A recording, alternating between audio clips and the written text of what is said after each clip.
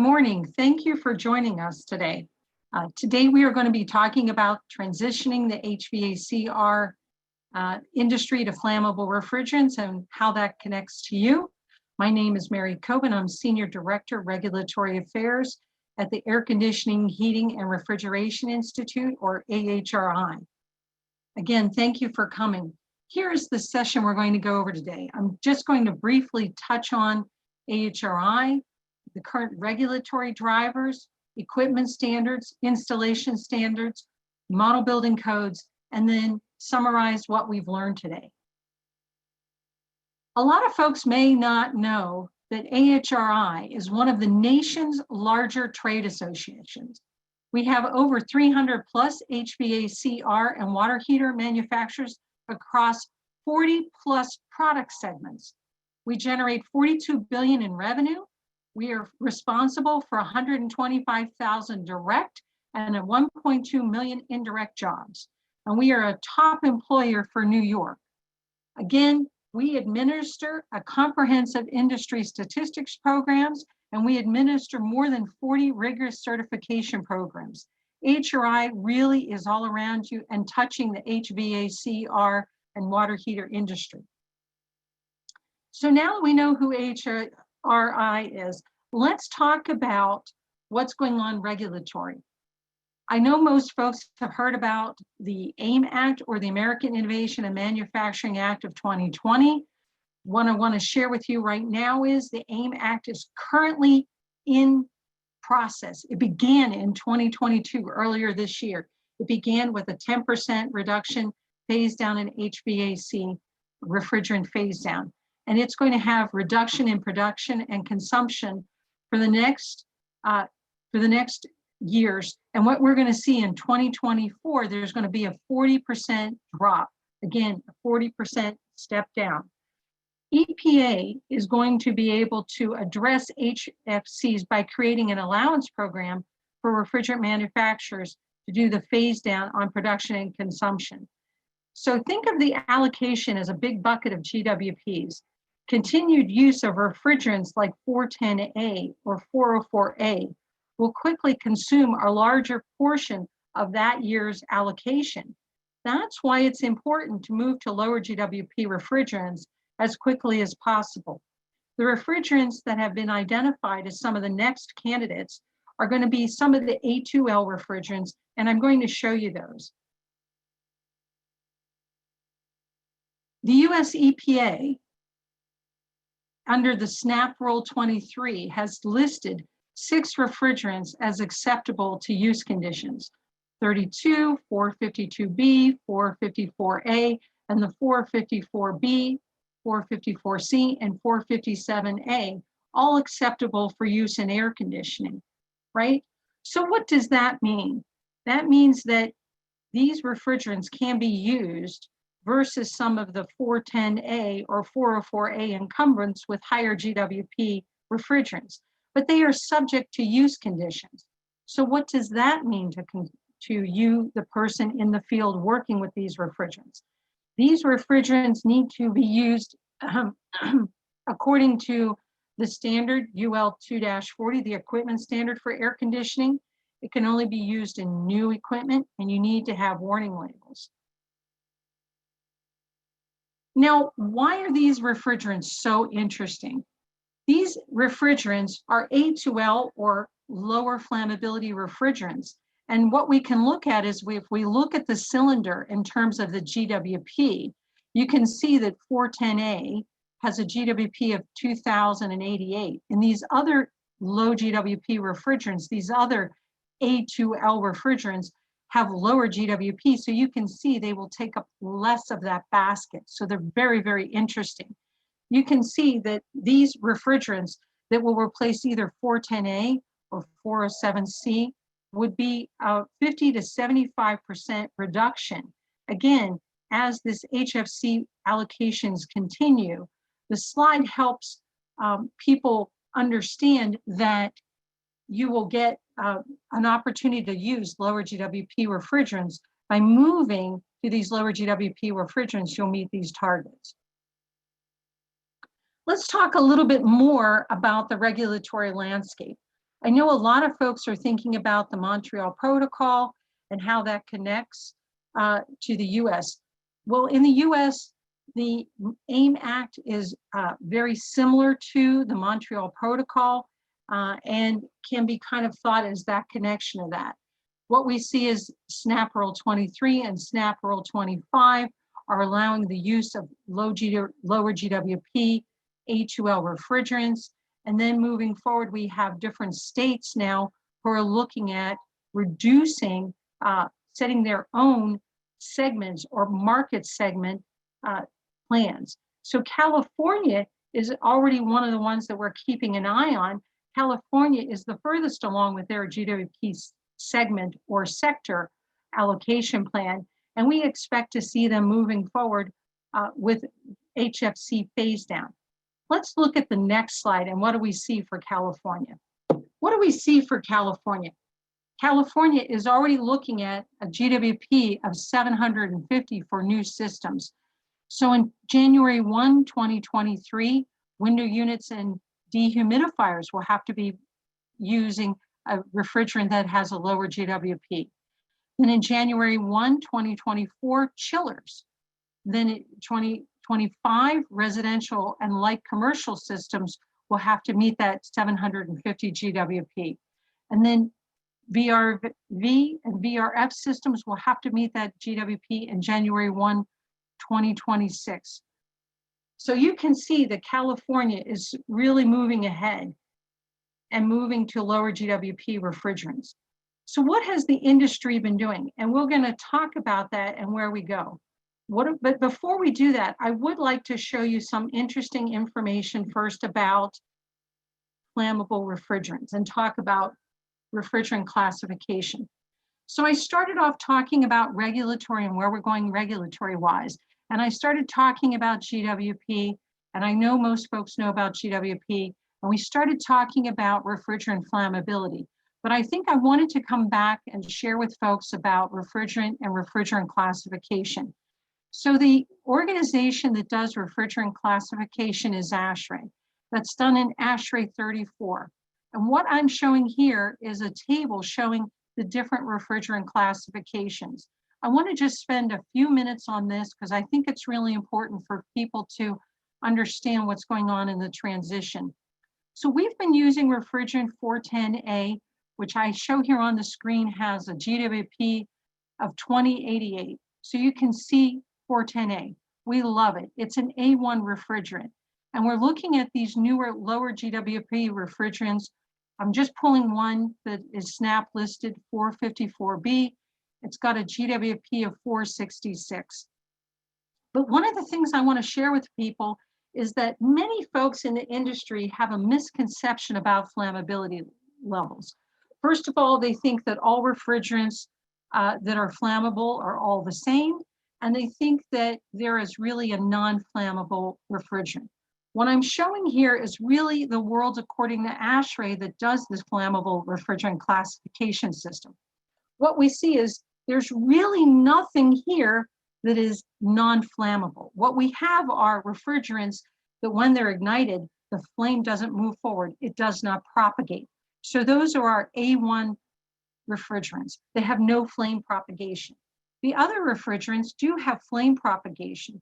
And what we see is we have 3 different levels of those refrigerants that exhibit flame propagation. We have the A2Ls, which are lower flammability. We have the A2s, which are flammable. And then we have the A3s, which are much higher flammability, which are like the propanes and butanes of the world. So what's really interesting is as we think of air conditioning, a lot of the work is going on looking at the A2L refrigerants. But we'll see that the A3 refrigerants are also very successfully used in commercial refrigeration applications. But for today, I really want to focus on air conditioning. So I want to share with you some key points about the transition. So some key points about the transition to low GWP refrigerants. What's the same? There's a lot of safety and use information that's really the same. These refrigerants are made up of the same kind of building blocks. Typically they contain fluorine. So one of the things we want to talk about is When refrigerants are released in an area that's tight and enclosed, we have to think about oxygen deprivation. When you touch a cylinder, it is possible to have frostbite due to quickly releasing refrigerant or touching it around the neck. If we have a situation where refrigerant is released in such a fire, HF gas is formed upon combustion of any fluorinated refrigerant, even 410A. So the bottom line is PPE, personal protective equipment, should always be used by technicians and firefighters or people who work with and handle refrigerants on a daily basis, right? What's different? And we started talking about this. We need to move to refrigerants that have different flammability characteristics versus the A1 refrigerants, because we need to move to refrigerants that have a lower GWP to meet that AIM Act, right? So lower GWP refrigerants will need to be used. And what we need to do is we need to go to refrigerants that are typically A2L and or A3.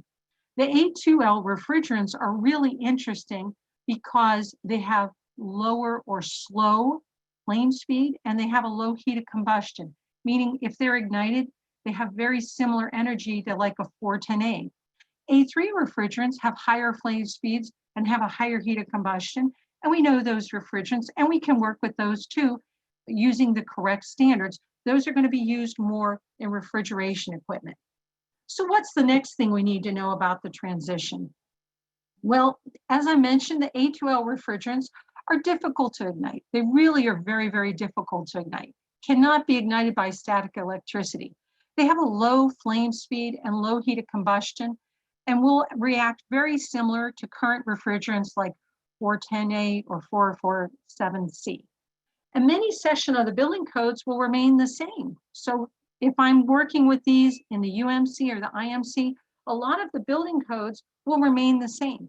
However, there will be changes. And we talked about it when we started looking at what US EPA does. We looked at there will be use conditions. We will need to use the standards, the UL 60335 standard series, which have been particularly updated to include the new lower GWP refrigerants, those with A2L, A2 and A3 flammability, and there will be new installation guidance, ASHRAE 15, and a new standard, ASHRAE 15.2. So how did we get there? Well, the industry has done copious amounts of research. The industry has spent more than $8 million on flammable research. And I'm proud to say AHRI, AHRTI, ASHRAE, and many OEMs and industry stakeholders have done copious amounts of research. We've looked at refrigerant ignition properties, leak characterization, ignition byproducts, leak detection, how to handle flammable refrigerants, validation of the mitigation used in these standards. We've looked at tube joining, we've looked at risk of a system in a building fire, and we've done product risk assessments. We've taken all of that information and we've brought it forward and we've modified the standards, the UL 60335 standards, and also we've modified the ASHRAE 15. How have we done that? We've done that, and now we're putting it into those standards. And what are we doing next? We're bringing that into the model building codes. So let's take another step and look at something a little bit interesting and connected to this is the model building codes. So as you folks probably know, there are several organizations that maintain model building codes. The International Code Council, the ICC, the International Association of Plumbing and Mechanical Officials, the IAPMO, the National Fire Protection Association, NFPA. And these model codes are revised and published on a 3-year code cycle. So we can look back as far as 2012, and again, we're looking forward to 2024. States and local jurisdictions can adopt the model codes. They can adopt them on different schedules. They can adopt them directly, or they can adopt them as a combination of both. Typically, there are processes to incorporate the changes to the model building codes. But again, remember, we said the phase down under the AIM Act, the HFC reduction started in 2022. And we can see the next big step is going to be in 2024. So keep in mind, 2024 is critical for us. But let's kind of see how this all connects and goes together. So one of the things I want to share with you folks is, again, let's look at how this all goes together. We have the standards on the left. We have the equipment standards, the UL 60335 product safety standards, that's equipment standards. And then we have the ASHRAE 34, which is the refrigerant classification standard. We have the ASHRAE 15 and 15.2, which are the installation standards. Those then are brought into the model building codes, and they're brought into the ICC, the IATMO, and NFPA. And then those are brought forward into the state and the municipal codes. So see how it kind of all flows together. So here's where we are now today. Where are we? And what has been done? You can see that everything marked here in green is been done, and I apologize, I should also mark the ASHRAE 15.2 in green because it was done and published this year. So you can see the equipment standards are done, the application and installation standards are done, they're all green. The model codes have been done. The IMC, the IRC, and the IFC, and the IBC, all part of the ICC suites, have been updated for A2L refrigerants and ready to move forward. The NFPA has been done. It's in process, and I'm just waiting for the finalization to be in print. So those have gone forward. And what we are working on now is the UMC, and we're hoping to move forward with the UMC and put in information on the 2L refrigerants. And then these then are adopted in the local or state codes and moving forward. So where are we in the whole country? Again, just want to share with you, this is our low GWP refrigerants allowed for HVAC use in the US. This map is as of June 2022. We're continually updating this. Our goal is that this is entirely green by the end of this year as best we can. Probably it'll be the end of next year when it'll be entirely green, getting ready for that January 1, 2024, the next big step. So going back again, talking about the status of the code adoption. I know I talked about it really fast, but let's go through it and look at it again. The 2021 edition of the codes is completed. The code changes for the 2024 editions were submitted and voted on in the 2021 Group A code cycle for the ICC. So the 2024 edition will permit the use of A2L refrigerants aligned with ASHRAE 34 and UL 2-40 and installed with ASHRAE 15.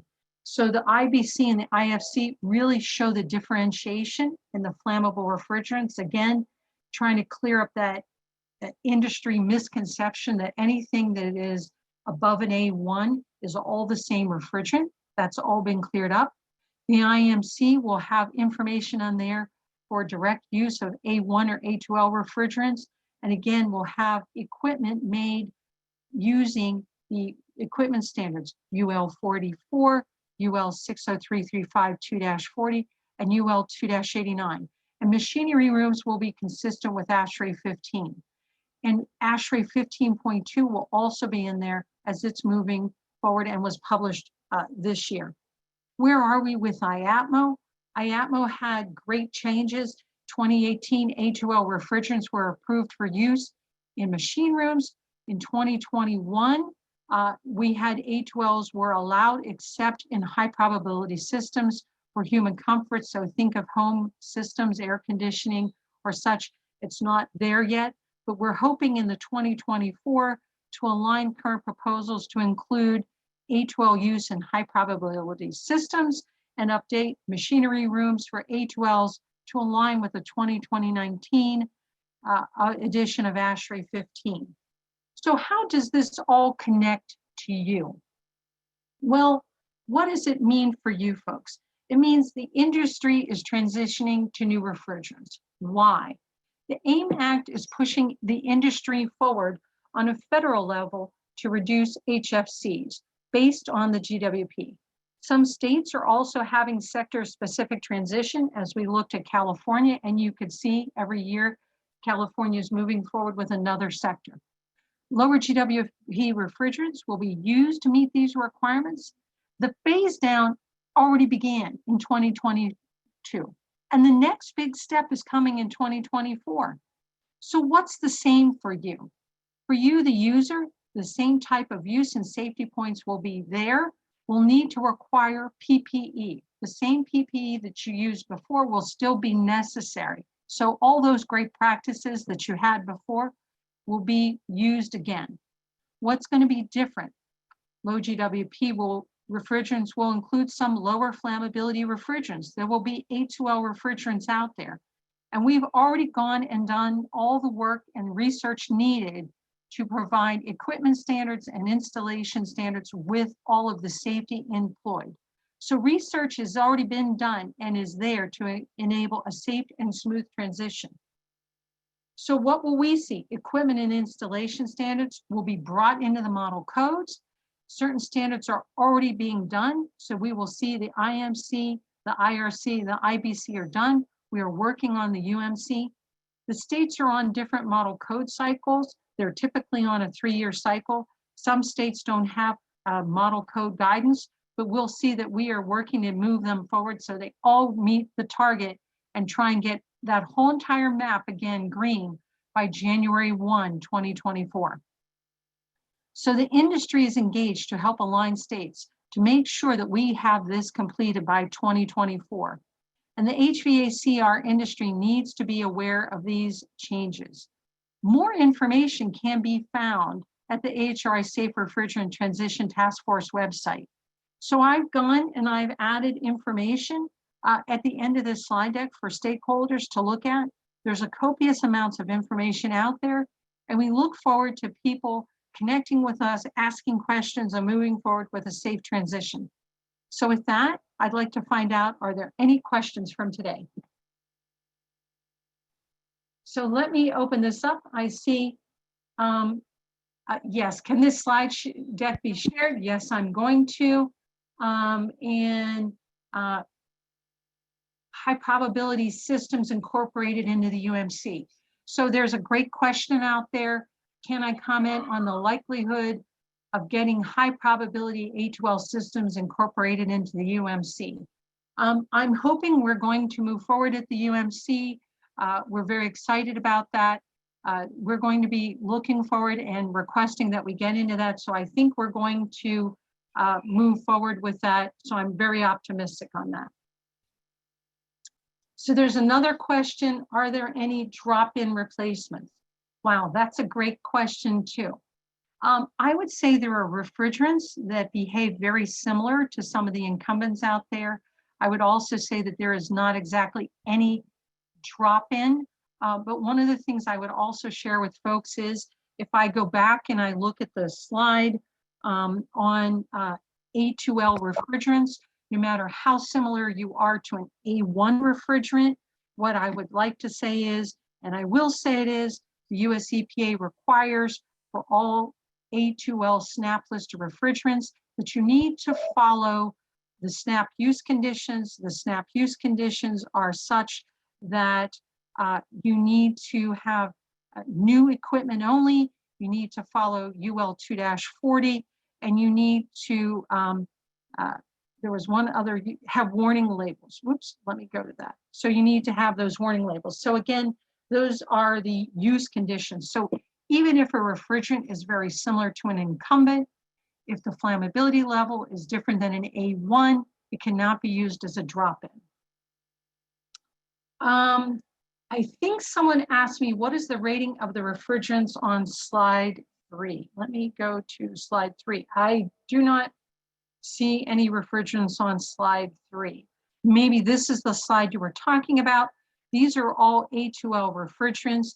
The reason I concentrated on those is because of the fact that this is an HVAC presentation with an AC focus. So I wanted to share with you the 6 refrigerants that the US EPA under SNAP 23 has listed for AC use. Any guess, what is the outlook for recycled refrigerants? I'm going to ask, I think Helen is on here. She may want to share with you about recycled refrigerants. Helen, I don't know if you want to. Sure, Mary. Yeah, thank you. Happy to. Yeah, I think that, so Mary talked about the reduction in supply that's mandated under the AIM Act. So as she noted, there's a 10% drop that we're experiencing right now, and there's going to be a 40% drop in the available supply compared to 2012 in 2024. So as we think about that, and how we can, think about how together we can make sure that we have enough refrigerant supply for everybody. Reclaimed refrigerant, recovered refrigerant is going to be very important. With the HCFC 22 transition, that was a very important part of the equation, and it will be again here for 410A. And so we've actually sent out a survey to everybody that we can find, contractors and technicians and reclaimers and distributors, to ask them about what the barriers are to recovering more refrigerant, so that we can all make sure that there's as much reclaim available in the market as possible. So today, that's a real gap for us as an industry, and it's a way that we all need to start pulling together to try to increase that amount of recovered refrigerant and the available reclaim. And if you're interested in more information, please contact Mary and me. We'd love to have you fill out that survey, and we'd love to have your participation in this effort to increase the availability of reclaimed refrigerant. So Mary, thank you for letting me comment. Yep, no, really appreciate that. I think we probably have time for one or two more questions, because I think this is only allotted to 11:30 folks, but let me go through. Mary, could I comment a little bit on the SNAP rules a little bit? Yes, please. Yep. So for folks that are unaware of this, all new refrigerants have to be approved by the EPA through the Significant New Alternatives Policy Program. And they've been doing this for decades. They're very good at it. They look at safety as well as environmental impacts and health impacts and fitness for purpose and so on. And as Mary mentioned earlier, they'll put some use conditions on these refrigerants. The other thing that they do is they approve whether or not refrigerants can be used in new equipment only, which is the case for A2L refrigerants. They cannot be used to retrofit A1 refrigerants. They cannot be blended with A1 refrigerants. There are separate safety requirements for A2L refrigerants, and they are only suitable for use and approved by EPA for use in new equipment that is designed for A2Ls. So I just want to make sure that we communicate about that. And then the other question about the SNAP rules, we are looking forward to the approval of SNAP Rule 25, which will update the safety standards as well as it will allow for use in some dehumidifiers, larger dehumidifiers, and so on. So we're certainly looking forward to that. So I just wanted to make sure we mentioned that as well, Mary. No, thank you, Helen. Very good upgrade, and I appreciate it. Folks, we didn't have a lot of time to go in all the details, but let me answer one or two more questions. The oil type that will be used for new refrigerants should be very similar, but I think the best place to get those questions answered is if you're looking at a refrigerant. You should, if you have a question and you're looking at a new refrigerant, an A2L or an A3 refrigerant, I think you should contact the manufacturer, because they're going to give you the best information and guidance. The only thing I'm trying to share is, according to my knowledge, I think they will be very similar types. So again, should connect with the OEMs of the refrigerants to look to that. And I think we had one other question on, and I think you answered this, Helen, again, asking about can these refrigerants be mixed? Again, EPA and industry always frowns, and again, no mixing of refrigerants. So again, you can only keep refrigerants as they are. You cannot do any mixing. Again, Helen brought up the fact that new equipment will need to be used with the A2L refrigerants.